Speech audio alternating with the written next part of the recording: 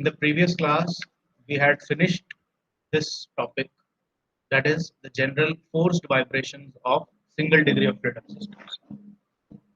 We introduced a harmonic forcing function. A harmonic forcing function looks like this. This is the general system. Any real life system which has got damping, we take an equivalent viscous damper for that. It has got elasticity, we take an equivalent spring for that, and everything has mass. So we take a lumped mass in the form of a block like this. So for any general system having elasticity, damping, and mass, if you apply a sinusoidally varying forcing function f naught sine omega t, then this is the differential equation which comes. We solve the differential equation by identifying its type. It's a linear second order non-homogeneous differential equation. So we understood that we had to take complementary function and particular integral for these. Nevertheless, whenever complementary function and particular integral are taken, the complete solution is always given as the sum of two different parts of the solution, the complementary solution and the particular integral solution. We did that. Finally, after doing all this, we got the equation of our motion.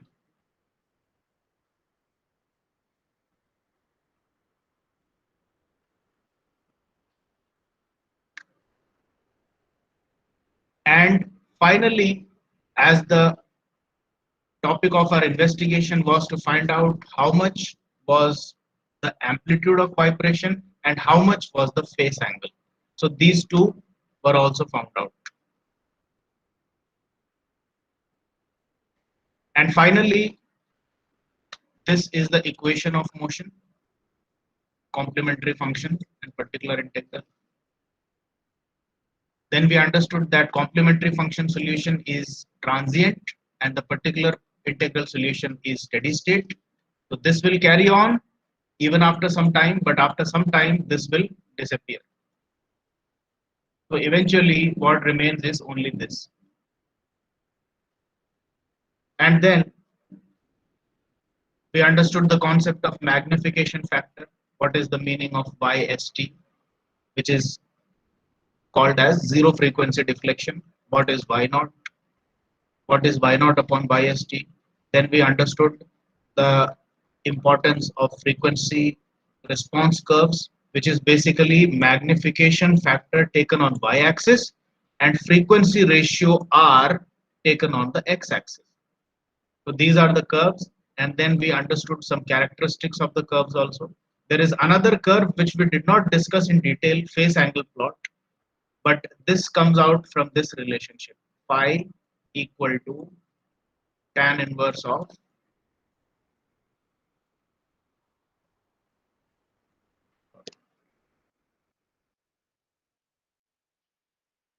2 zeta r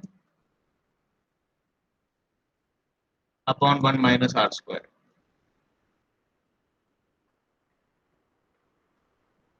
So this set of curves comes from this equation. For different values of zeta that you put here, you get different curves. See, this is the curve, this is how it goes. Zeta is equal to 0.25 is going like this, it will climb upwards. Zeta is equal to 0.5 will go like this, and it will be a little lower at the upper end like this. But one important and interesting thing to note here is that all the curves, no matter what the value of zeta is, all of them converge at this meeting point.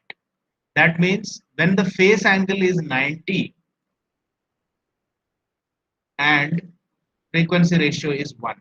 So in other words, what this set of curves is indicating is that when the frequency ratio is 1, then no matter what amount of damping you put in the system, your phase angle will always be equal to 90 degrees. And this you can guess from this equation also. You just simply try to put r equal to 1 here. You will get 2 zeta upon 0. And anything divided by 0 is infinity, and tan inverse of infinity is always 90 degrees. So whenever r is equal to 1, all the phase angle plots will converge at phi equal to 90 degrees.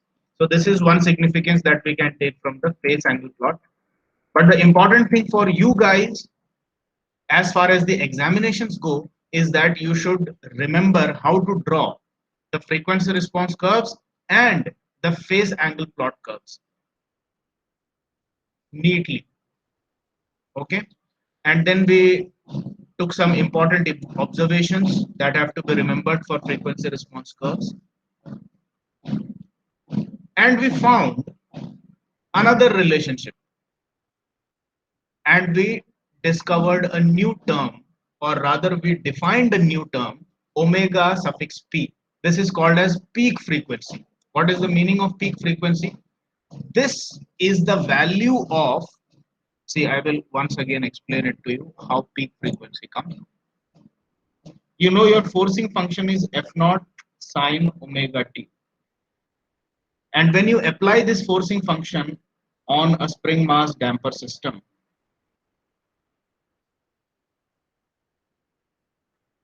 your mass is going to jump up and down, right? It is going to vibrate or oscillate up and down because you are forcing it in a sinusoidal way. Now, what is the maximum value of this jump up and down? That is y naught. Okay. And magnification factor curves basically give you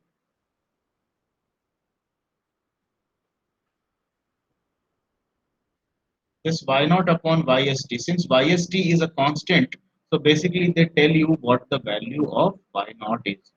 That is what your frequency response curves are telling you at different values of omega upon omega n. And once again, since omega n is also a constant for the system, basically the frequency response curves are telling you कि मैं अपने system का speed अगर change करूं, omega को अगर change करूं, forcing function के ओमेगा को चेंज करूं, तो यहां पर चेंज कर रहे हो आप, you are making a change here, ठीक है, एक्स एक्सिस पे चेंज कर रहे हो, तो मेरा वाई नॉट यानी कि मेरा सिस्टम का जो मैक्सिमम जंप है वो कितना मिलेगा, you want to find out this peak.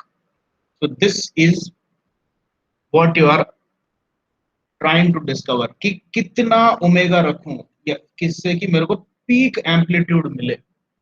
So omega p is that value of your external frequency omega, which when applied to the system will give you the maximum value of y naught. ये है omega p का significance. And this you have to remember as omega p is equal to omega n under root 1 minus 2 zeta square. And as a caution, I had given you a comparison between something that looks very similar, which is omega d. It is given as omega n under root 1 minus zeta square. तो यहाँ पर caution है, इसमें students बहुत बार इन दोनों equations को अदला बदली कर देते हैं, क्योंकि रटते हैं अधिकतर लोग. किस तरह से उसको रटना है उसका भी एक तरीका होता है, रटना तो है, लेकिन रटते कैसे है, तोते की तरह रट लोगे कि भाई हाँ बस ठीक है 1 minus 2 zeta square 1 minus 2 zeta square रट लिया. अब जहां पर ओमेगा डी लगाना होगा वहां पर ये लगा देते हैं, जहां पे ओमेगा पी लगाना होगा वहां पे ये लगा देते हैं. तो ये अदला बदली नहीं होनी चाहिए. What is omega D? Omega D corresponds to free vibration, omega P corresponds to forced vibration. पहला डिफरेंस तो यहाँ आ गया, ठीक है. ये फ्री वाइब्रेशंस के लिए है, फ्री प्लस डैम्पिंग, और ये फोर्स्ड प्लस डैम्पिंग. ये है इसका याद रखने का तरीका, ठीक है. तो फ्री वाइब्रेशंस करें अगर डैम्पिंग के साथ में तो क्या फ्रीक्वेंसी मिलेगी, ये मिलेगी. अगर फोर्स्ड वाइब्रेशन करें डैम्पिंग के साथ में तो कौन सी फ्रीक्वेंसी पे मैक्सिमम एम्पलीट्यूड मिलेगा, इस फ्रीक्वेंसी पे मिलेगा. ये है इन दोनों का तरीका याद रखने का. So please remember it like this only. Anyway, ये सब चीजें समझी. And another important thing that I wanted to inculcate in your learning habit is that you should write down the list of formulae at the end of every topic that you learn. जैसे ही अपना एक topic खत्म हो या आप अपनी self study जब करते हैं तो उस टॉपिक के खत्म होने के बाद उस टॉपिक में से सारे फॉर्मूले जिनको याद रखना है उनको आप नोट करें, एक अलग से पेपर पे या एक अलग से नोटबुक में. ये मैंने आपको पहले भी कहा हुआ है. So let us quickly do that for this one. अपन ने ये टॉपिक खत्म किया है, तो इसमें से कौन कौन सी चीजें अपन निकाल के रखें और उसको रट लें। अलग से रटना है, जैसे आप स्टैंडर्ड फॉर्मूले याद रखते हैं हर चीज के लिए। तो देखो यहाँ पर गया ये पूरा, इसमें जाने दो, इसमें अभी तक कोई काम की चीज नहीं आई है। Let us see which is the first one that we have to remember. इसमें दो तीन ही फॉर्मूले हैं जो याद रखना है। Yes, first formula, frequency ratio is omega upon omega N. ठीक है, इसको नोट कर लेते हैं। First formula in forced vibration, frequency ratio are equal to omega upon omega N. Second equation, zero frequency deflection क्या होता है। कभी भी न्यूमेरिकल में जीरो फ्रीक्वेंसी डिफ्लेक्शन निकालना हो, it is F naught upon K. ठीक है, तो Y S T is equal to F naught upon K. Second formula अपन ने नोट कर लिया। आगे चलें। This is the next formula that you have to remember, कि भाई ये सारी चीजें अपन इन्हीं दोनों चीजों को पता करने के लिए कर रहे थे, कि मैं अगर पकड़ के किसी मास के ऊपर फोर्सिंग फंक्शन अप्लाई करूं किसी ओमेगा फ्रीक्वेंसी पे, तो मैक्सिमम एम्पलीट्यूड कितना मिलेगा मास का, वाई नॉट मिलेगा। जिसमें वाई एस टी आपको पता है, आर आपको पता है, जीटा आपको पता है। जीटा का फॉर्मूला पहले से पता है आपको, इट इज सी अपॉन सी सी। ठीक है, so this is another formula that you have to remember. Third one, y naught is equal to yst upon under root of 1 minus r square का whole square plus 2 zeta r का whole square. ये formula भी रख लिया। ठीक है, fourth वाला formula face angle का है, phi, that is tan inverse of 2 zeta r upon 1 minus r square. ये भी रख लिया। आगे चलें।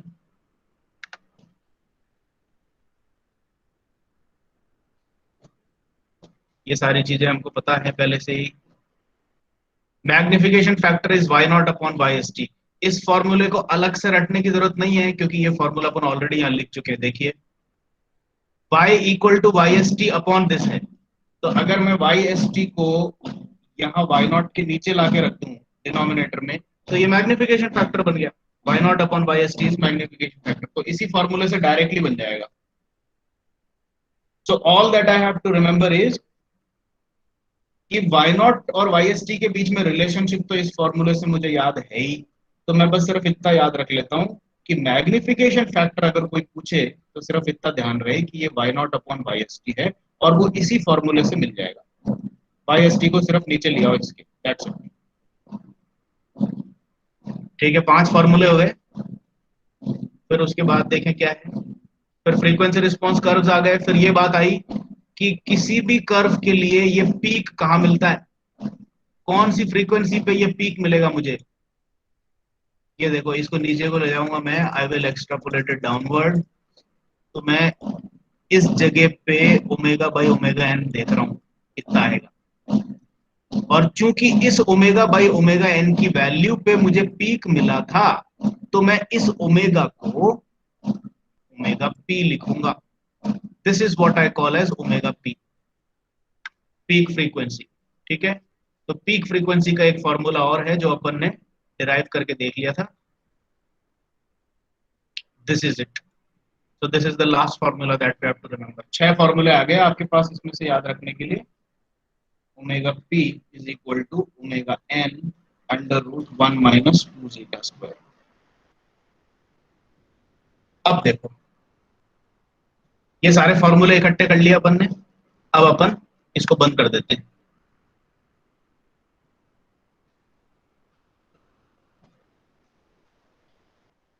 And now let us solve some numerical problem. सब लोगों को दिख रहा है क्या ये पेज? somebody प्लीज, क्लियर है क्या, या और बड़ा करना है, छोटा करना है, कैसे करना है बता दो। सर क्लियर है सर। क्वेश्चन नंबर 4 देखिए, this is from your tutorial sheet number 2। ये हमने प्रिपेयर किया है, जो कि मेनली आरटीयू के कैसे क्वेश्चंस आते हैं। ये देखिए आप, आरटीयू 2009, 2016, 2012 सारे आरटीयू के क्वेश्चंस ऑलमोस्ट कलेक्ट करके एक कलेक्शन बनाया हमने, ताकि आप लोगों को आइडिया हो जाए कि आप जो पढ़ रहे हो किस तरीके से पढ़ना है, किस तरह के न्यूमेरिकल्स आएंगे और किस तरीके से फॉर्मूले वगैरह याद, जैसे मैं आपको तरीके बता रहा हूँ याद करने के, उससे कैसे फायदा होगा आपको। So you have to remember all this. ठीक है, anyway, let us read this question. A vibrating system having mass 1 kg is suspended by a spring of stiffness इतना। ठीक है, तो मास दे रखा है, स्टिफनेस दे रखा है, के दे रखा है, and it is put to harmonic excitation of 10 newton. अब देखो, जैसे ही ये टर्म आपको दिखा हार्मोनिक एक्साइटेशन, तो सीधे समझ लिया ये फोर्स्ड वाइब्रेशन का क्वेश्चन है। ठीक है, क्वेश्चन पढ़ करके सबसे पहला आपको काम ये करना है, you have to identify which part of your syllabus is the question from. ठीक है, क्योंकि अब जो आपका नया पैटर्न आ गया है क्वेश्चन पेपर का, आप लोगों ने सबने इस बार असाइनमेंट नंबर 1 सॉल्व किया है। असाइनमेंट नंबर 1 में जो आपको पैटर्न मैंने दिया था बना करके, आप ये मान के चले एग्जैक्ट पैटर्न है आपके आरटीयू पेपर का। समझ रहे हो आप? 10 क्वेश्चन आएंगे आपके 2-2 नंबर के, 5 क्वेश्चन आएंगे आपके, आई डोंट, उसका एग्जैक्ट नंबर कितना है मेरे को याद नहीं है, आप में से किसी को याद है क्या? There is part A, part B, part C. Part B के अंदर आपके 5 क्वेश्चन आएंगे that are medium length answers, और पार्ट सी में लेंथी क्वेश्चंस आएंगे विच आर ऐसे टाइप क्वेश्चंस, जो कि 4 आएंगे। ठीक है, तो 10 + 5 + 4 19 क्वेश्चन आएंगे आपके आरटीयू के पेपर में, और पहले 10 क्वेश्चन आपको बिल्कुल मिनिमम टाइम स्पेंड करके सॉल्व करना है। सेकेंड पार्ट, बी पार्ट में जो क्वेश्चंस हैं, यानी कि 5 क्वेश्चंस जो होंगे वो एवरेज लेंथ के होंगे, जिसमें न्यूमेरिकल्स ज्यादा होंगे, और उस पे आपको mediocre amount of time spend करना है, और सबसे ज्यादा टाइम बचा करके रखना है प्लानिंग करके थर्ड पार्ट के लिए, जो कि सबसे ज्यादा वेटेज के क्वेश्चंस हैं और लेंथी ऐसे क्वेश्चंस हैं, तो उसके अंदर आपको जितना एक्सप्लेनेशन करना है उसी के अंदर करना है, बाकी दोनों पार्ट्स में एक्सप्लेनेशन को लिमिटेड रखना है। ठीक है, एनीवे, अब सबसे पहले तो आप, अच्छा, मैं पेपर के बारे में एकदम से इसलिए डिस्कस कर रहा था, मैं एक चीज भूल गया था ये बताना, कि अभी जो पैटर्न आता है उसमें आप ये नहीं पता कर पाओगे फर्स्ट लुक में कि कौन से पोर्शन में से क्वेश्चन पूछा गया है। और इससे पहले जो आरटीयू का पैटर्न था आपका, उसमें वो यूनिट 1 यूनिट 2 करके अलग से सेग्रीगेट करके पेपर बनाते थे। तो यूनिट 1 में से जो क्वेश्चन आएगा आपको सबको पता है कि सिलेबस के यूनिट 1 में से आया है, और यूनिट 2 में से जितने भी क्वेश्चन आएंगे वो आपको पता है कि सिलेबस के यूनिट 2 में से आया है। तो सिलेबस और आरटीयू का पेपर बिल्कुल डिट्टो मैच करता था। अब ऐसा नहीं है, अब आपको क्वेश्चन पढ़ के समझना पड़ेगा कि यार ये कहां से आया है क्वेश्चन, क्योंकि इसमें यूनिट नहीं दे रखी। अब 2 मार्क्स के जो 10 क्वेश्चन है वो पूरे सिलेबस में से कहीं से भी आ सकते हैं, और मीडियोकर लेवल के जो बी सेक्शन वाला जो है जिसमें 5 क्वेश्चन है, वो पूरे सिलेबस में से कहीं से भी उठ के आ सकते हैं। और उसी तरीके से जो आखिरी के 4 क्वेश्चन है लेंथी टाइप, वो भी आपके पूरे सिलेबस में से कहीं से भी आ सकते हैं। और इसमें सबसे ज्यादा कॉम्प्लिकेशन इसी बात पे हो जाती है कि कुछ एक टॉपिक्स तो पूछे ही नहीं जाएंगे, हालांकि आपने बहुत तैयारी की होगी, मेहनत की होगी, but still there is always a chance that the questions won't be asked from what you have already prepared, and there is also a good chance कि ज्यादा क्वेश्चन उस पोर्शन में से आ जाए जो आपने नहीं पढ़ा। तो इसलिए अब ये आपके लिए ज्यादा प्रॉब्लमेटिक हो गया है नया पैटर्न। नए पैटर्न के हिसाब से आपको पूरा सिलेबस पढ़ना पड़ेगा, आपके पास में कोई चारा नहीं है, वरना फिर आप रिस्क लेके जा रहे हो। और पहले वाले पैटर्न में स्टूडेंट्स के पास में एक चॉइस रहती थी कि भाई मेरे को चौथी वाली यूनिट सिलेबस की हार्ड लगती है, ठीक है मैं पढ़ूंगा ही नहीं, खत्म बात। कितना नंबर आएगा उसमें से? 20 नंबर का ही तो सवाल आएगा ना, फिक्स हो गया कि फोर्थ यूनिट में से 20 नंबर का क्वेश्चन आना ही था। और फोर्थ यूनिट नहीं पढ़ूंगा और बाकी के 4 यूनिट पढ़ के चला गया 5 यूनिट में से, तो मेरे 80 नंबर की तैयारी तो पूरी है। तो अच्छी तरह से 4 यूनिट प्रिपेयर कर लो, एग्जाम में जाकर के 4 यूनिट अच्छे से अटेम्प्ट कर लो, you can easily score 60 to 70% marks. लेकिन अब ऐसा नहीं है। अब की बार अगर आप एक टॉपिक, एक पूरा चंक ऑफ सिलेबस अगर छोड़ के चले गए, तो हो सकता है कि ज्यादा पोर्शन क्वेश्चंस उसी में से आ जाए। So you never know, you have to prepare everything. और इसीलिए मैं आपको बार बार कहता रहता हूँ, अभी तो क्राइसिस चल रही है, लेकिन कभी भी इस एजम्पशन में ना रहें कि आपका ऑफलाइन नहीं होगा या बाद में जाकर के क्या डिसीजन होगा। You keep your preparation up to date, और ये वर्स्ट सिचुएशन के लिए तैयार रहें कि भाई हमारा तो ऑफलाइन एग्जाम होगा, ये मान के चलो आप। ठीक है, नहीं होगा, आपको पुश कर दें जैसे पिछले बार किया था, तो आपकी किस्मत अच्छी है, दैट्स ऑल। और अगर किस्मत अच्छी नहीं रही तो अभी काफी सारे स्टूडेंट्स ऐसे हैं आई नो, जो ऑनलाइन क्लासेस में अब या तो उन्होंने एज्यूम कर लिया कि नहीं यार अब तो इस बार भी मस्ती है, ऐश है, अपने कोई दिक्कत नहीं है, मस्त रहो। ये बहुत गलत एटीट्यूड है। You should not be under such false impressions, you never know what is going to come in the future. ठीक है, anyway, so prepare for the worst. तो अब ये देखो, इसमें अपन ने ये फ्रेज पढ़ा कि हार्मोनिक एक्साइटेशन ऑफ 10 न्यूटन। जैसे ही हार्मोनिक एक्साइटेशन वर्ड देखा अपन को समझ में आ गया फोर्स्ड वाइब्रेशन की बात कर रहे हैं। और हार्मोनिक एक्साइटेशन ऑफ 10 न्यूटन में ये 10 न्यूटन क्या है, कोई बता सकता है? What is this 10 Newton? Amplitude. ये एम्पलीट्यूड है। देखो, हार्मोनिक एक्साइटेशन में आपको हमेशा पता है कि आपका हार्मोनिक एक्साइटेशन हमेशा F not sine omega T होगा, पक्की बात है। ठीक है, अब अगर ये बोल रहा है कि ये हार्मोनिक एक्साइटेशन 10 न्यूटन का दिया है, तो ये एफ नॉट है 10 न्यूटन, ये दिया हुआ है आपको। ओके, आगे चलें। Assuming viscous damping, determine. First है रेजोनेंट फ्रीक्वेंसी। ये क्या चीज है? What is the resonant frequency? Resonant natural frequency, frequency. Natural frequency. कभी भी रेजोनेंट फ्रीक्वेंसी की बात करें, आप इमीडिएटली इसको समझ जाइए कि अपन किसकी बात कर रहे हैं, ओमेगा एन पता कर रहे हैं। तो अब सबसे पहले अपन क्वेश्चन सॉल्व करते हैं, तो आरटीयू में कैसे आपको अटेम्प्ट करना है ये मैं बताता हूँ। ठीक है, the best strategy is to first write down all the given data. जो गिवन डेटा है पहले उसको गिवन करके लिखो। तो ठीक है, मैं अभी यहाँ पर स्टार्ट कर रहा हूँ क्वेश्चन। तो गिवन क्या क्या है? पहला तो एम दे रखा है, कितना किलो है? 1 kg। आगे देखें क्या दिया हुआ है, स्टिफनेस दे रखी है, और यूनिट चेक करना है, they have to be in SI units, 1000 newton पर मीटर। ठीक है, ये अपने एसआई यूनिट में ही है। तो stiffness of the spring is 1000 newton पर मीटर, ये भी हो गया। आगे चलें, हार्मोनिक एक्साइटेशन ऑफ 10 न्यूटन, ठीक है, ये भी मिल गया। F naught equal to 10 newton. अब ये क्या पूछ रहा है? फर्स्ट पार्ट है रेजोनेंट फ्रीक्वेंसी। रेजोनेंट फ्रीक्वेंसी मतलब जिस फ्रीक्वेंसी पे रेजोनेंस होता है वो हमेशा नेचुरल फ्रीक्वेंसी है, क्योंकि रेजोनेंस का डेफिनेशन ही ये है, when the frequency of external excitation becomes equal to the natural frequency. So what is the resonant frequency? It is the natural frequency. तो अपन से ये पूछ रहा है कि ओमेगा एन कितना है। गिवन डेटा सिर्फ इतना ही है। Now first part of the question is what is omega N, बताइए। √k/m। बात खत्म, जल्दी से कैलकुलेट कर लो।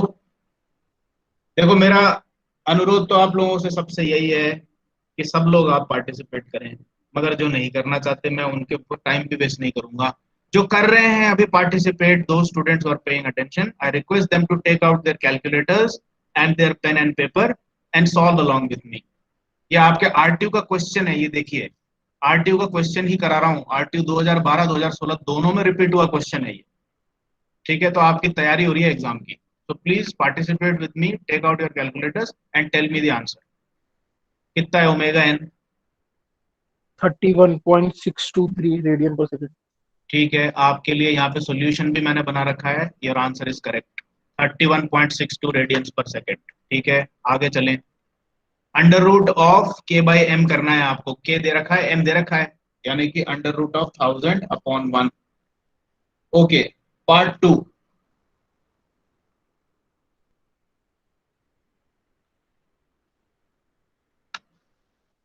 Face angle at resonance. चलो एट रेजोनेंस पे तो बाद में आते हैं, फेस एंगल का फॉर्मूला क्या है? अब देखो, जैसा मैंने आपको कहा था कि आपको एक छोटा सा पुलिंदा तैयार करना है, सिर्फ इक्वेशन लिखे हो जिसमें, और जैसा अपन ने अभी करके रखा है यहाँ पे। तो let us refer our booklet of information.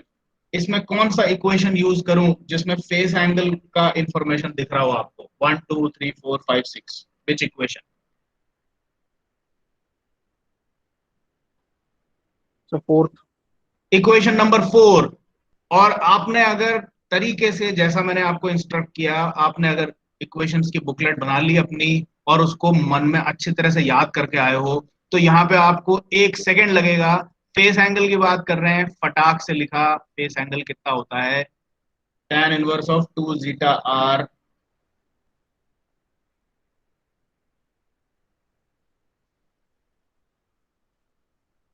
Upon 1 - r²। ये तो फॉर्मूला है जो अपन को यूज करना है, ठीक है।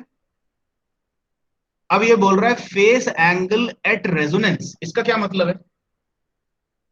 यानी कि फेस एंगल की वैल्यू तब निकालो जब रेजोनेंस हो रहा हो। और रेजोनेंस की कंडीशन को अपन क्या लिखते हैं हमेशा? At resonance we have external frequency omega equal to natural frequency omega N. और ये स्मॉल आर क्या चीज है आपके इस फॉर्मूले में? बताइए, कोई जरा बताइए, what is small R? Frequency ratio omega it is upon omega omega upon omega N. तो अगर मैं रेजोनेंट कंडीशन पे या फिर फेस एंगल एट रेजोनेंस निकालने की बात कर रहा हूं, तो ओमेगा मेरा ओमेगा एन के बराबर होगा। तो अगर ओमेगा मेरे ओमेगा एन के बराबर है, तो आर कितना है? One. 1 one. Is 1।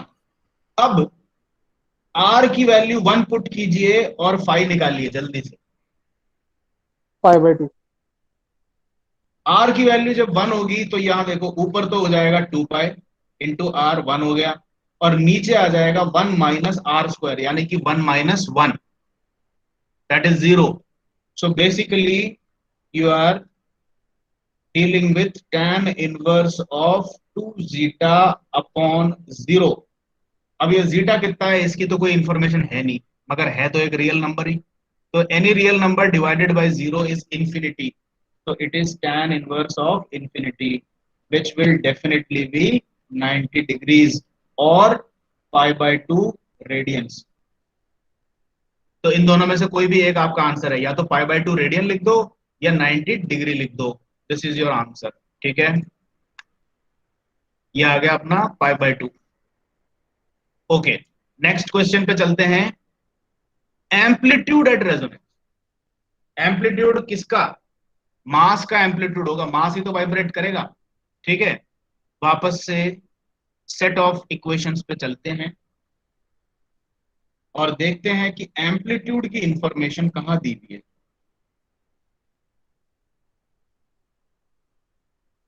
once again refer to your set of equations that you had constructed to remember। अब इसमें बताओ मेरे को एम्पलीट्यूड कहां दिख रहा है आपको? कौन सी इक्वेशन यूज करूंगा? Third. कौन सा वाला? The third. Third equation, very good. This is your amplitude, why not? ये है एम्पलीट्यूड मास का, ठीक है। वाई एस टी नहीं है। वाई एस टी क्या चीज है? वो तो जीरो फ्रीक्वेंसी डिफ्लेक्शन है। उसका कॉन्सेप्ट मैंने आपको बहुत डिटेल में समझा दिया था कल। तो अगर किसी को अभी भी अगर नहीं पता वाई एस टी क्या है, तो please refer the recording of my lecture. So you see that equation number 3 gives you the value of y naught as an equation, ठीक है। तो इसको पहले कॉपी करके नीचे ले आते हैं, फिर आगे क्वेश्चन देख लेंगे।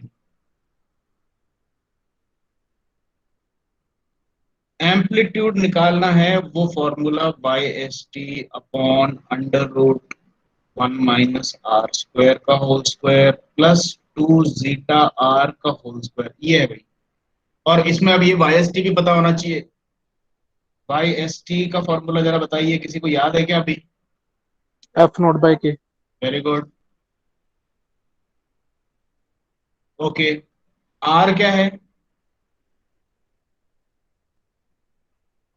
ओमेगा बाई ओमेगा एन, 1 ठीक है। और जीटा अपन को अभी नहीं पता। वैसे जीटा अगर फॉर्मूला वाइज पूछा जाए तो इट इज सी अपॉन सी सी।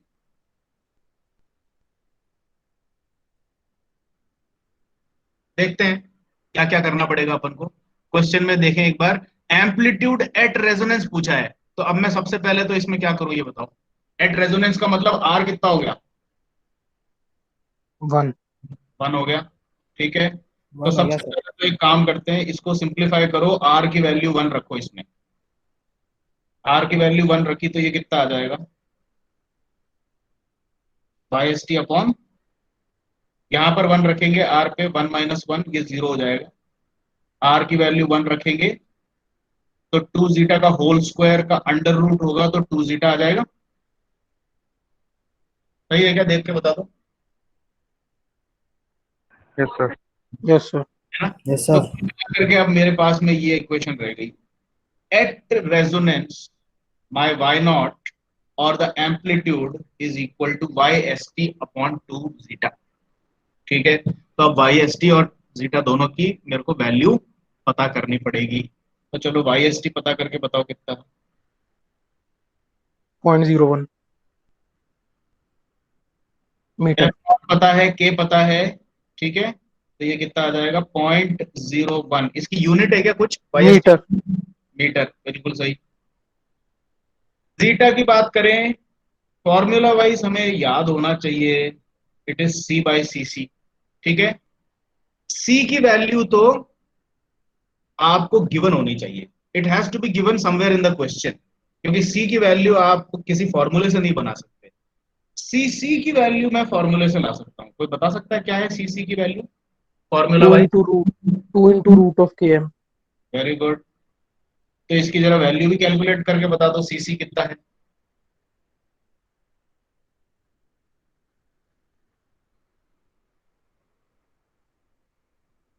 63.24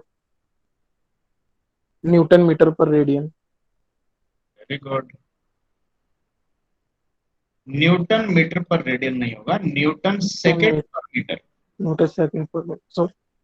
ठीक है ना, yes. Okay very good, C भी पता लग गया। अब एक बार क्वेश्चन को रिविजिट करके देखें कि कहीं सी दिया हुआ है क्या। कई बार देखो यहाँ नीचे भी दिया होता है, जैसा आरटीयू में दिया था वैसा ही मैंने क्वेश्चन यहाँ पर कॉपी किया है। ठीक है, तो आपको पूरा क्वेश्चन अच्छी तरह से खंगालना पड़ेगा, जल्दीबाजी में कई बार इंफॉर्मेशन छूट जाती है। कायदा तो यह है कि सी की वैल्यू यही दे देते, वो जहां मेन क्वेश्चन कंस्ट्रक्ट किया था वही देते, लेकिन अब आरटीयू में जो कर दिया किसी ने, तो अब उस पर आप क्या सवाल उठाओगे। So look at the complete question till the end. C की वैल्यू इन्होंने कितनी दे रखी है, 40 न्यूटन सेकेंड पर metre. So there was an additional information which was initially missed by us, so let us take it down now, c is equal to 40 newton second per meter। अब आपके पास c आ गया है, cc आ गया है, zeta निकालो, zeta की value यहाँ feed करो, वाई एस टी की वैल्यू फीड करो, और वाई नॉट का आंसर जल्दी से निकालो।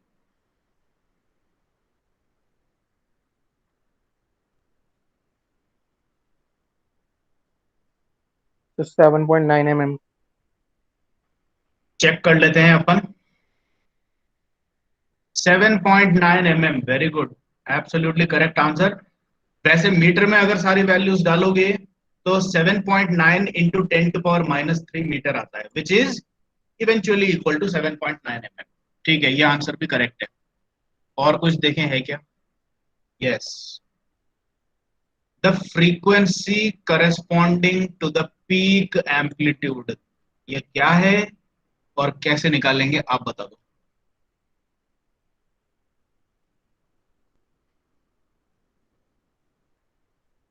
यानी कि पीक एम्पलीट्यूड से करस्पॉन्ड करने वाली कौन सी फ्रीक्वेंसी है, या फिर कुल मिलाकर के ये बोल रहा है कि वो फ्रीक्वेंसी कौन सी है जिस पे कि अगर मैं एक्साइटेशन दूं तो मैक्सिमम या पीक एम्पलीट्यूड मिलेगा।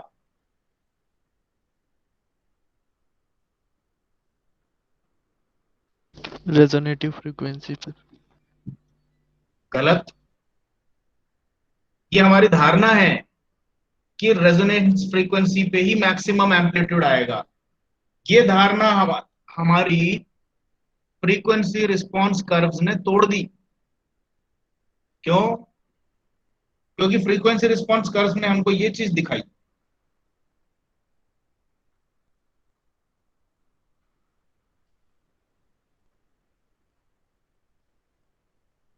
ये लाइन है आपकी r इक्वल टू 1 की, यानी कि रेजोनेंस की, लेकिन पीक कब आता है आपका, इससे थोड़ा सा लेफ्ट में आता है, ये अपन ने कल डिस्कस किया था ना। For all values of zeta the peak occurs somewhere to the left of your actual resonance line यहां मिलेगी, और इस पे ये कौन सी अभी फ्रीक्वेंसी है, आज ही तो डिस्कस किया है। Which frequency gives you the peak amplitude? It is Omega omega p. p. इसका फॉर्मूला बताओ जल्दी से, याद हो गया क्या किसी को? Omega n Omega. into root of 1 minus 2 times zeta square. Very good. Zeta आपके पास में है, ओमेगा एन आपके पास में है, जल्दी से ओमेगा पी की वैल्यू बताइए रेडियन पर सेकेंड में।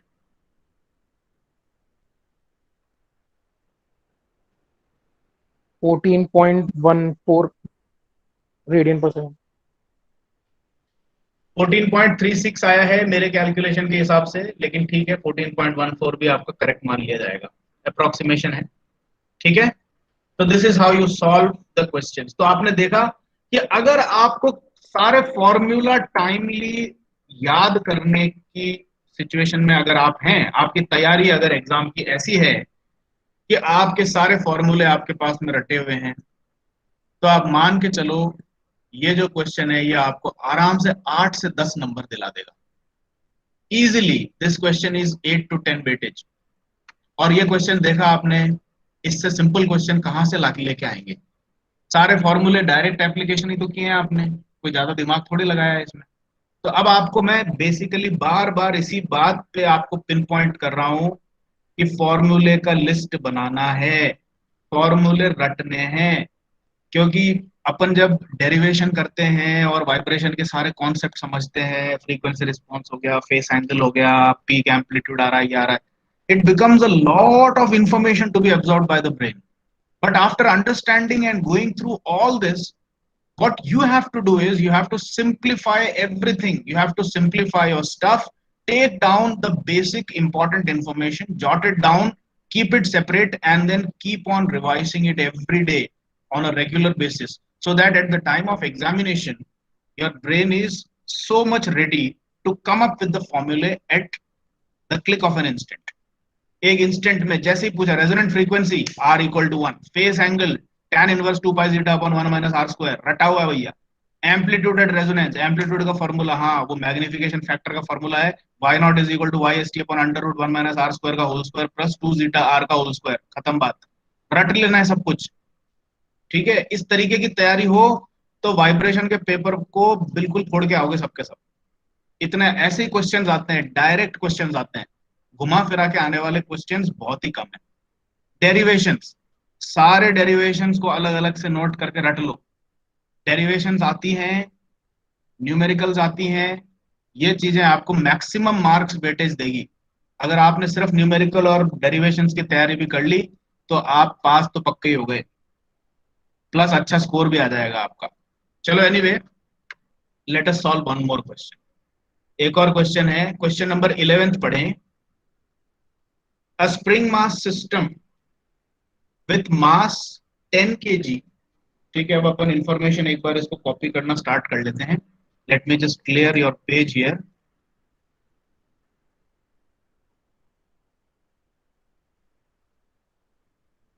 ओके, क्या क्या क्वेश्चन में दिया हुआ है? Spring mass system, mass 10 kg है, so m equal to 10 given.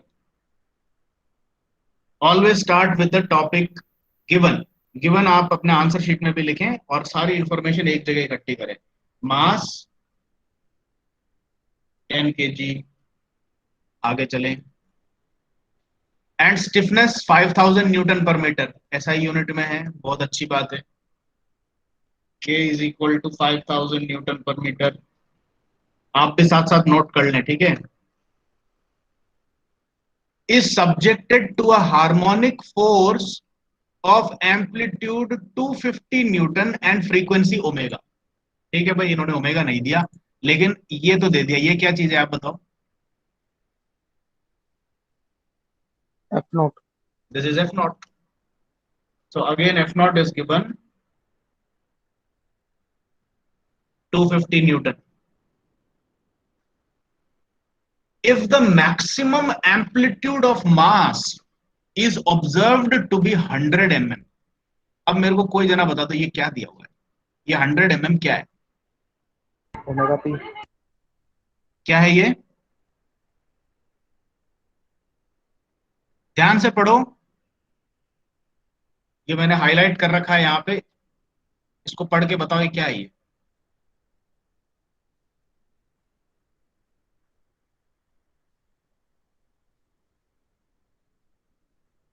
What is given?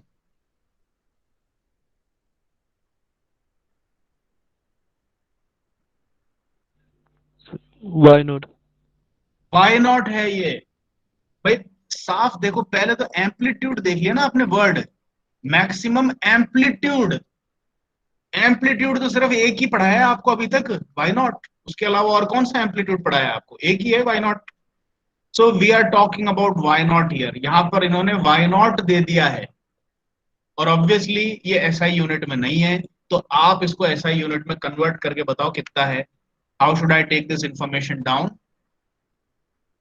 कि किसी ओमेगा फ्रीक्वेंसी पे इसको वाइब्रेट करा रहे हैं, तो एम्पलीट्यूड 100 मिला, which is equal to 0.1 metres, right? Yes, sir. अब देखो ये पूछ रहा है find the value of omega. Omega जानना है इसको, ठीक है? क्या करेंगे? वापस से मैं अब ये क्वेश्चन आपके ऊपर छोड़ रहा हूं। देखो वाई नॉट एम के एफ नॉट ये दे रखा है, ठीक है? लिस्ट ऑफ फॉर्मूला वापस से दिखा देता हूं आपको। आप मेरे को बताओ, मेरे इसमें इन्होंने ओमेगा पूछा है हमसे, कौन सा फॉर्मूला यूज करूं मैं?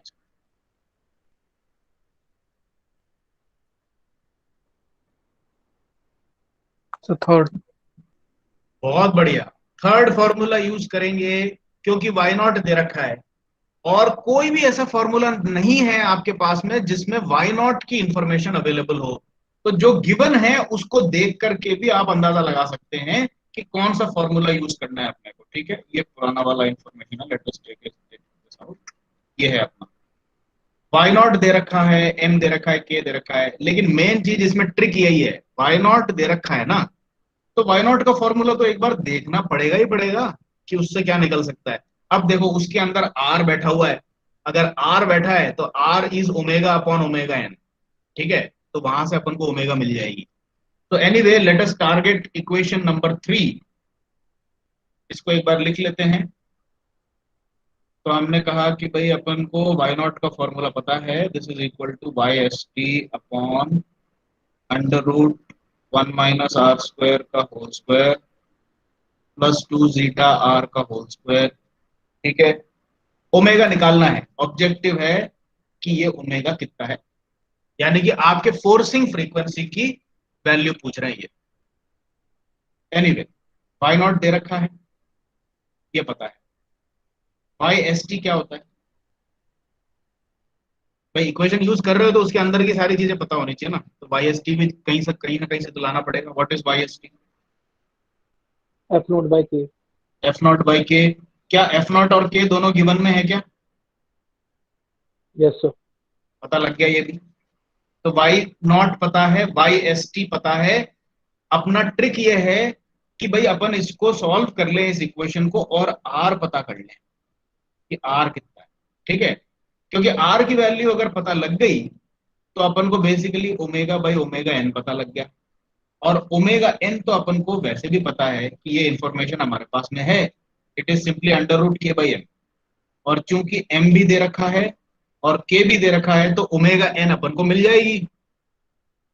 तो अगर ओमेगा एन मिल गई और आर मिल गई तो ओमेगा मिल जाएगा ना। क्लियर हुआ कि नहीं हुआ?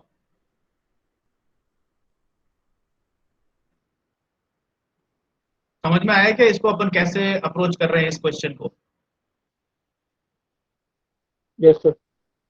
ठीक है, तो आर पता करेंगे वाई नॉट की इक्वेशन से, और आर की इक्वेशन में ओमेगा एन रखेंगे, उससे अपन को ओमेगा मिल जाएगा। लेकिन अब एक अड़चन है, ये जीटा जो कि सी बाई सी सी होता है, इसमें मुझे पता है कि सी तो मैं बना लूंगा 2√k, क्योंकि मेरे को के भी दे रखा है, एम भी दे रखा है, दोनों दे रखे हैं, तो मैं सी सी तो बना लूंगा। अब मैं वापस क्वेश्चन में रिविजिट करके ये देख रहा हूं कि क्या ये सी दिया हुआ है या नहीं है। Let us look at the question. ये आरटीयू 2013 का क्वेश्चन है। देखो क्वेश्चन यहां से लेके यहां तक है, इसमें कहीं भी सी की वैल्यू दे ही नहीं रखी। आप क्या करोगे एग्जाम में ऐसे में? What will you do? RTU तो बोलता है कि आप कुछ भी एज्यूम कर लो अगर डेटा नहीं दिया हुआ है तो, ठीक है। लेकिन इस केस में the right thing to do is, अगर डैम्पिंग की बात ही नहीं कर रखी तो मैं तो सेफली मानूंगा कि सिस्टम में डैम्पिंग है ही नहीं। समझ में आएगी आपको बात? Instead of assuming some value of C, C की वैल्यू तो क्या है, कुछ भी हो सकती है, जीरो से लेकर इंफिनिटी तक सारी वैल्यूज ओपन है आपके लिए। तो उसमें एक एजम्पशन लेने की बात कहें तो क्या एज्यूम करोगे? That is not a very sensible thing to do. More sensible thing to do here is to assume कि आपने सी नहीं दिया तो इसका मतलब सी है ही नहीं ना, मतलब डैम्पर लगाया ही नहीं है सिस्टम में। हार्मोनिक फोर्स लगा रखी है तो इसका मतलब ये थोड़ी है कि सिस्टम में डैम्पर भी होना चाहिए। नहीं है डैम्पर। अगर सी की वैल्यू नहीं दे रखी तो अब ये चीज आप याद रख लो, you have to assume C equal to zero. C zero लेने का मतलब है सिस्टम में डैम्पिंग नहीं है, अनडैम्प्ड सिस्टम है ये। This is the right thing to assume, ठीक है। So what we are going to do is we will assume that C is not present, यानी कि zeta भी जीरो हो जाएगा। C जीरो हो गया तो CC तो कुछ तो निकल के आएगा, 2√km लगाने से कुछ तो निकलेगा। But when you divide it you will get zero, so zeta is zero. तो पहला काम तो एक करते हैं कि zeta को जीरो करके इस y नॉट की इक्वेशन को थोड़ा सा सिंप्लीफाई कर लेते हैं। तो let us do that first. जल्दी से बताओ y नॉट की इक्वेशन क्या हो जाएगी अगर zeta को जीरो कर दिया तो?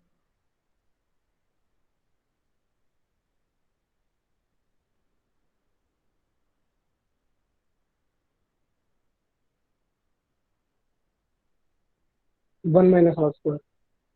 सीधे सीधे डिनोमिनेटर में 1 - r² आ गया, ठीक है। अब ये इक्वेशन यूज करनी है आपको। आपके दिए हुए क्वेश्चन के लिए y नॉट का इक्वेशन अब सिर्फ इतना सा हो गया। वाई एस टी लगा लो, निकालिए वाई एस टी कितना है, F0/k करके निकालिए। और r की वैल्यू पता कीजिए पहले तो। y नॉट दे रखा है आपका, y नॉट यहाँ पर आ गया 0.1 मीटर। तो इसकी वैल्यू रखिए 0.1 मीटर। वाई एस टी की वैल्यू निकालिए F0/k से, और इस इक्वेशन को रीअरेंज करके मेरे को आर की वैल्यू बताइए। Do it now.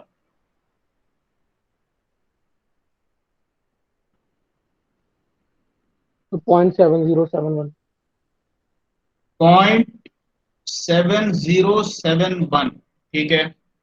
अब इसके आगे क्या करूंगा मैं? मेरे से आर पूछा था क्या निकालने को? नहीं, मेरे को ओमेगा ओमेगा। पता करना है। कोई दिक्कत नहीं है, अपन ने ये स्ट्रेटेजी पहले से ही तैयार कर रखी है। आर क्या है? Omega upon omega N. अब आर आपको पता लग गया, ओमेगा एन कैसे निकलता है? √k/n। जल्दी से निकाल लो ओमेगा एन। के और एम की वैल्यू ये है।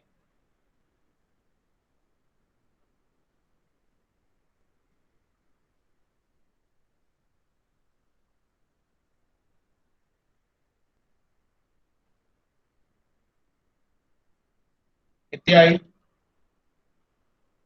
22.361। कितना? तो 22.361 ओमेगा एन 22.361। रेडियन पर आर की वैल्यू 0.7071, ओमेगा एन ये। ओमेगा कितना है? फाइनल आंसर बता दो।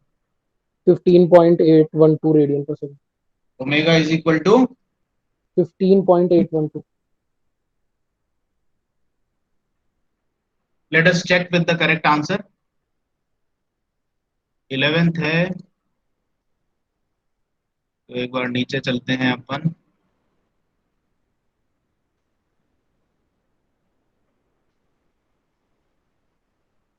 Sorry 11th।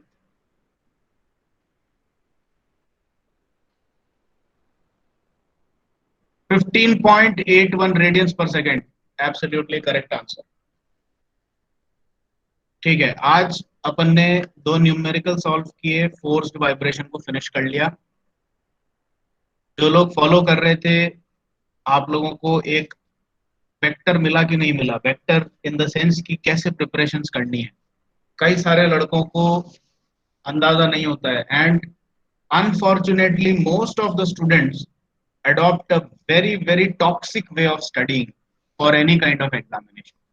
वो कुंजियों से पढ़ते हैं, एन के खरीद के पढ़ते हैं। इससे नुकसान ये होता है कि आप कुछ नहीं सीखते हो, आप सिर्फ जैसे तैसे करके एग्जाम में पास होने का जुगाड़ निकालते हो। I am not talking about दो students who actually are studying, who are actually following the lectures, who are sincerely doing their assignments. मैं उन गिनती के बच्चों की बात ही नहीं कर रहा हूँ, मैं अधिकांश उन बच्चों की बात कर रहा हूं जो कि अनफॉर्चुनेटली सच बात बोल रहा हूं। मैं किसी को ब्लेम नहीं कर रहा हूं, किसी के ऊपर उंगली नहीं उठा रहा हूं, मैं सच्चाई बोल रहा हूं। I am telling you the truth, and those people who are in this habit they know that कि मैं सच बोल रहा हूं। ये एनके से जो पढ़ के पास होने वाला ये जो चलन है ना, ये बहुत बहुत ज्यादा टॉक्सिक है, आपको अभी पता नहीं है, बट लेटर ऑन आपकी खुद की कोई अहमियत नहीं बन पाएगी। You will never have an identity of your own अगर आप लाइफ में सारे कदमों पे जुगाड़ से ही काम चलाएंगे तो इस आदत से धीरे धीरे बाहर आना है। So please try to follow the advice given by me. हर टॉपिक के एंड में आपको टॉपिक वाइज नोट्स मिल रहे हैं, तो कौन सा टॉपिक कहाँ चालू हो रहा है और कहाँ एंड हो रहा है वो आपको एक नोट के सेट से पता लग जाएगा। ठीक है, अगला अपना टॉपिक है जो अपन नेक्स्ट क्लास में स्टार्ट करेंगे, that is forced vibration due to rotating imbalance और रेसिप्रोकेटिंग इम्बैलेंस। ठीक है, अब एक बार फोर्स्ड वाइब्रेशन का अपन को लॉजिक समझ में आ गया है, तो अब अपन को रोटेटिंग और रेसिप्रोकेटिंग इम्बैलेंस में ज्यादा प्रॉब्लम होगी नहीं। तो इसका भी डेरिवेशन है, इसके लिए भी कुछ एक नए फॉर्मूले के सेट बनेंगे, लेकिन ये काफी कुछ फोर्स्ड वाइब्रेशन से मिलता जुलता है। ये देखो, मैग्निफिकेशन फैक्टर वही का वही बन रहा है, इसमें एफ नॉट का एक फॉर्मूला अलग से बन जाता है सेंट्रीफ्यूगल फोर्स के चलते, लेकिन आप ये देखो फाई का वही सेम फॉर्मूला है, कोई चेंज नहीं है। रेसिप्रोकेटिंग पार्ट्स के लिए पूरे फॉर्मूले रेप्लिकेट हो जाते हैं। एक नया फ्रीक्वेंसी रिस्पॉन्स कर्व आता है, उसके अंदर के केसेस भी समझना आसान हो जाएगा, क्योंकि अब अपन को पता है बेसिकली फ्रीक्वेंसी रिस्पॉन्स कर्व होते क्या थी। ठीक है, एनीवे ये सारी चीजें करके अपन नेक्स्ट क्लास में स्टार्ट करेंगे। आप लोग अपने सेट ऑफ फॉर्मूले जरूर बना के स्टार्ट करें, एक अलग से छोटी सी डायरी या एक कुछ पेजेस को स्टेपल करके एक छोटा सा अलग से सेट बना लो। ठीक है, एक कॉपी अलग से बनाने की जरूरत नहीं है। You staple a bunch of black sheets together, vibration के उसका नाम लिख दो, topic vibration equations for remembering. ठीक है, और उसमें टॉपिक वाइज लिस्ट ऑफ फॉर्मूले लिख करके वो कुंजी तैयार करना स्टार्ट कर दो आज से, और उसको टाइम टाइम पे रिवाइज करते रहना। वो कुंजी आपके इन मेरे नोट्स से भी ज्यादा काम आएगी। ओके, एनीवे अभी फिलहाल मैं आपकी अटेंडेंस ले लेता हूँ।